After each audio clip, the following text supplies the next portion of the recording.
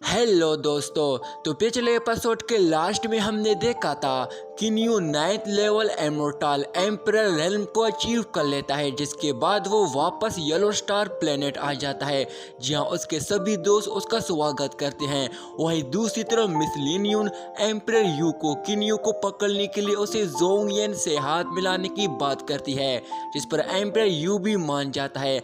अब आगे हमारा ये वाला एपिसोड स्टार्ट होता है तो हम मिस बाइजिंग को देखते हैं, जो कि अंकल वुलान के पास आकर उसे बाहर जाने की परमिशन मांगती है, जिस पर वो उसे कहती है कि अंकल वुलान प्लीज मेरी मदद करें। आपको पता है मेरे पेरेंट्स कितने स्ट्रिक्ट हैं, मुझे बाहर बाजार अब जाना है, इसलिए मैं चाहती हूँ आप उनको कहें कि मैंने उसको बाहर जाने की परमिशन दी है, ठीक है। जिस पर अंकल वुलान उसे कहता है कि लेकिन तुम्हारी देखभाल के लिए तुम्हें किन्यू मेरे पास लेके आया है, मैं तुम्हें अकेले जाने की इजाजत नहीं दे सकता हूँ, और तुम्हारे पेरेंट्स भी तुम्हारी हिफाजत की बहुत ही फिक्र करते हैं। तुम मुझे बताओ आखिर तुम जाना कहाँ चाहती हो। जिस पर मिस बाइजिंग उसको कहती है लेकिन उनको कुछ मत बताना, प्लीज मेरी बात मान ले, मैं ज्यादा दूर नहीं जाऊंगी। अब अंकल वुलान ना चाहते हुए भी उसको मना नहीं कर पा रहा होता है, जिस पर वो उसको कहता है ठीक है, मैं तुम्हारे बारे में किसी को भी नहीं बताऊंगा। ये सुनकर मिस बाइजिंग काफी खुश हो जाती है और उसको शुक्रिया कहती ही तुरंत ही वहां से चली जाती है। जिस पर अंकल वुलान उठकर खुद से कहता है इस लड़की को आखिर मैं मना क्यों नहीं कर सकता हूँ, मुझे भी इसकी बहुत ही चिंता होती है। पर तभी वहाँ पे किन्यू आ जाता है और उसको हंसते हुए कहता है मिस्टर वुलान, लगता है आप इस बच्ची को कुछ ज्यादा ही अपने साथ फ्री कर रहे हैं, वो इस तरह आपके साथ नहीं कर सकती। जिस पर मिस्टर वुलान उसको हंसते हुए कहता है ऐसी कोई बात नहीं है, मैं बस उसको खुश देखना चाहता हूँ, पर तुम्हारी डार्क गोल्डन बॉडी को देखकर लगता है तुम तो इमॉर्टल एम्परर रेल्म के 9th लेवल पे पहुंच गए हो और अब तुम वापस आ ही गए हो, तो मुझे लगता है अब तुम्हें इस लड़की को संभालना होगा। जिस पर किन्यू जवाब देता है अगर ऐसी बात है तो ये सब अब मुझ पे छोड़ दो, और दोनों ही ऐसी बात करते हुए वहां से जाने लगते हैं कि तभी यहाँ पे हमारा ये सीन चेंज होता है, जहाँ हम अगली शाम किन्यू को एक रेस्टोरेंट में देखते हैं, जिस पर किन्यू खुद से कहता है मिस बाइजिंग की हिफाजत के लिए फ्लाइंग बियर क्लैन से एक स्काई डीमन लेवल 1 के डीमंस को रखा है, क्योंकि इस तरह इस बच्चे के लिए एक रिस्क भी है। अब तो वो अपने पेरेंट्स से झूठ बोलकर अकेले ही उसके साथ बाहर आ गई है। वो डीमन अभी मिडिकोर पर्सन है, मगर उसकी soul realm sky demon realm के 3rd लेवल पे है। असल में दोस्तों किन्यू इस रेस्टोरेंट में बैठकर मिस बाइजिंग पे नजर रख रहा होता है, जहां वो उस बाजार में उस गुफेन नाम के एक डीमन गार्ड के साथ घूम रही होती है। ये दोनों एक दूसरे के साथ काफी क्लोज भी हैं। मिस बाइजिंग उसको एक दोस्त की नजर से देखती है, पर गुफेन अपनी ड्यूटी निभाता है। तभी तो किन्यू को उसकी पर्सनैलिटी की वजह से मिस बाइजिंग के लिए वो पसंद करता है। अब तभी वो दोनों वहां से जा ही रहे होते हैं कि तभी अचानक से पीछे से आवाज आती है रुक जाओ।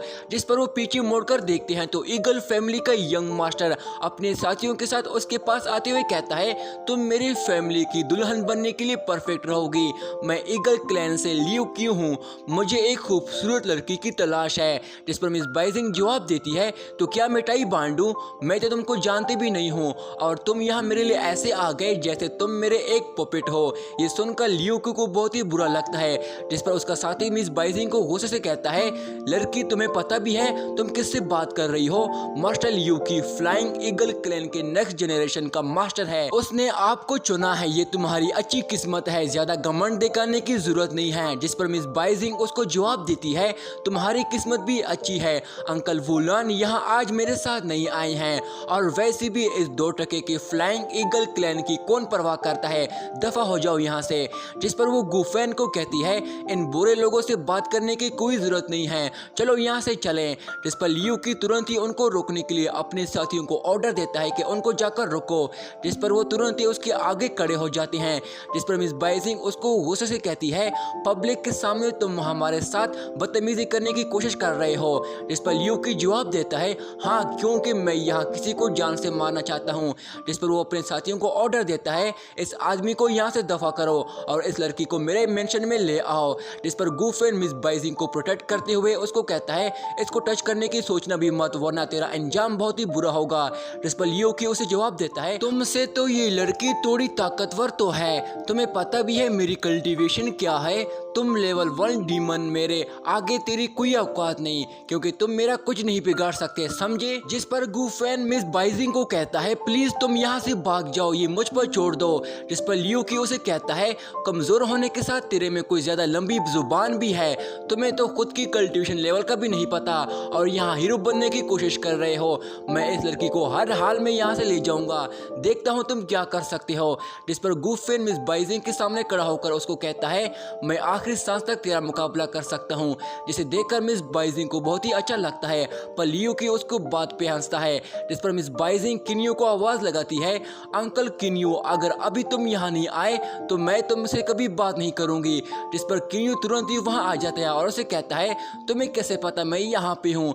जिस पर मिस बाइजिंग उसको जवाब देती है आपको लगता है मैं अभी भी एक छोटी सी बच्ची हूँ, अंकल वुलान ने मुझे पहले ही कहा था यहाँ कुछ होने वाला है और मुझे यहाँ से भागना होगा क्योंकि मैं ये जानती थी कि ये अंकल वुलान का ही आइडिया था। जिस पर किन्यो गुफेन को देख के कहता है तुम्हारा नाम गुफेन है, तुम एक बहुत ही अच्छी लड़की हो। जिस पर वो तुरंत ही गुफेन की बॉडी में स्पिरिचुअल एनर्जी की और एक्टिवेट करता है ताकि उसके जख्म हील हो जाए। पर तभी लियो की उसको गुस्से से कहता है कौन हो तुम जो मेरे ही ईगल क्लैन के मामले में टांग अड़ाने की हिम्मत कर रहे हो, तुम्हें पता भी है मैं कौन हूँ। जिस पर किन्यो अपनी एंशिएंट आइज को एक्टिवेट करते हुए जवाब देता है मेरा नाम है किन्यो, और तुरंत ही फ्लैश की स्पीड से भी तेज रफ्तार से 1 सेकंड में ही उनको मार गिरा देता है। जिस पर किन्यो उसको कहता है अब तुम अपने क्लैन के यंग मास्टर के लिए भी काबिल नहीं रहोगे क्योंकि मुझे बहुत ही गुस्सा आता है जब कोई मेरे अपने लोगों से बदतमीजी करने की हिम्मत करता है, समझे। और इसके साथ ही वो उनको जिंदा जला देता है। जिस पर वो उन दोनों को कहता है मिस बाइजिंग को मैं वापस घर लेके जा रहा हूँ, यहाँ रुकना हमारे लिए सही नहीं है, चलो यहाँ से चलें। जिस पर वो गुफेन को कहता है तुम भी हमारे साथ चल सकते हो। ये सुनकर मिस बाइजिंग खुश होते हुए कहती है मैं जानती थी अंकल किन्यो बहुत ही अच्छे इंसान हैं। जिस पर किन्यो वहाँ से जाने लगता है। मिस बाइजिंग गुफेन को अपने साथ लेके जाने लगती है। जिस पर वो रास्ते में वो किन्यो की तारीफें करते हुए कहती है अंकल किन्यो बहुत ही शक्तिशाली है और साथ ही वो बहुत ही अच्छा और शरीफ भी है और सबसे बड़ी बात उसका दिल बहुत ही नरम है। तभी गुफेन उन डेड बॉडीज को देखता है जो कि जलकर राख हो जाती है। अब तभी यहाँ पे हमारा ये सीन चेंज होता है जहाँ हम देखते हैं कि हॉफी मिस बाइजिंग की बेस्ट फ्रेंड को उसके साथ देखकर काफी जलन महसूस कर रहा होता है। जिस पर वो उसको कहता है मुझे तो यकीन ही नहीं होता कि इतनी ही जल्दी तुम अपने बेस्ट फ्रेंड को अपने घर साथ ले आओगे, इसका मतलब कुछ तो खास बात है। जिस पर मिस बाइजिंग उसको जवाब देती है वो इसलिए क्योंकि अंकल वुलान मेरी सुरक्षा करते करते बोर हो गए थे, लेकिन अगर तुम भी हैंडसम ताकतवर अच्छा देखभाल करने वाला इंसान होते तो मैं भी इसकी जगह आपके बारे में सोचती, लेकिन तुम तो बहुत ही कमजोर हो। जिस पर फैफी उसको गुस्से से कहता है यहाँ कोई मजाक नहीं चल रहा है और ऐसा कोई रूल नहीं कि तुम खुद के लिए अपना गार्ड चुनो, अगर किन्यो तुम्हारा पीछा ना करता तो इस बार तुम वापस ना आ पाती, समझी। ये सुनकर गुफेन अपने लिए बहुत ही शर्मिंदगी महसूस करता है। जिस पर वो उसको कहता है सर इसमें इसकी कोई गलती नहीं है, मैंने इसको अपने साथ जाने को कहा था, ये सारी गलती मेरी है, आप लोग मुझे कोई भी पनिशमेंट दे सकते हैं, किसी भी सजा के लिए मैं तैयार हूँ। जिस पर फैफी गुस्से से उसे कहता है गलती तुम्हारी 2% की कल्टीवेशन की है जिसकी वजह से तुमने मेरी फैमिली से मिस बाइजिंग को ऑलमोस्ट जान से मार दिया होता, तुम्हें लगता है तुम यहाँ से भाग जाओगे। इतना कहते ही वो उस पर अपनी पावर से अटैक करने लगता है कि तभी मिस बाइजिंग गुफेन के सामने खड़ी हो जाती है। जिस पर वो उसको कहती है पापा आपको गलत और सही का पता नहीं चल रहा है, गुफेन और मुझ पे बिना वजह उन लोगों ने हमला कर दिया था, यहाँ तक कि मुझे बचाने के लिए गुफेन ने खुद को इंजर्ड भी किया है, आप इस पर इल्जाम कैसे लगा सकते हैं। जिस पर वो किन्यो को कहती है अंकल किन्यो आप तो वहाँ पे थे, पापा को आप समझाए ना।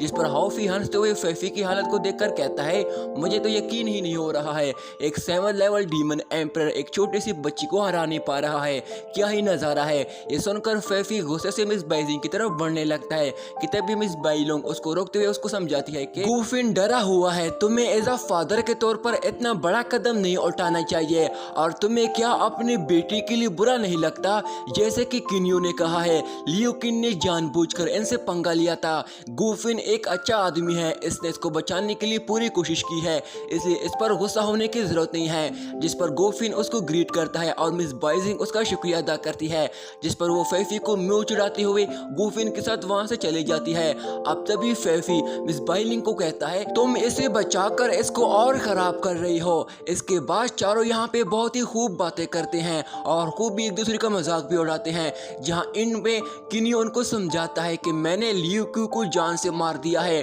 फ्लाइंग ईगल क्लैन अब खामोश नहीं रहेगी, वो अपना बदला जरूर लेगी, इसलिए तुम सभी अलर्ट रहना। वो लोग अपने बदले की आग में हम पर किसी भी वक्त हमला कर सकते हैं, इसलिए अच्छा होगा तुम उसके लिए पहले से तैयार रहो। जिस पर हॉफी कहता है, ये तो बहुत ही अच्छी बात है, वैसे भी बहुत ही वक्त हो गया है किसी से फाइट नहीं की है मैंने, मेरे हाथों में बहुत ही खुजली हो रही है। और यहीं पे दोस्तों हमारा ये वाला एपिसोड भी यहीं पे एंड हो जाता है।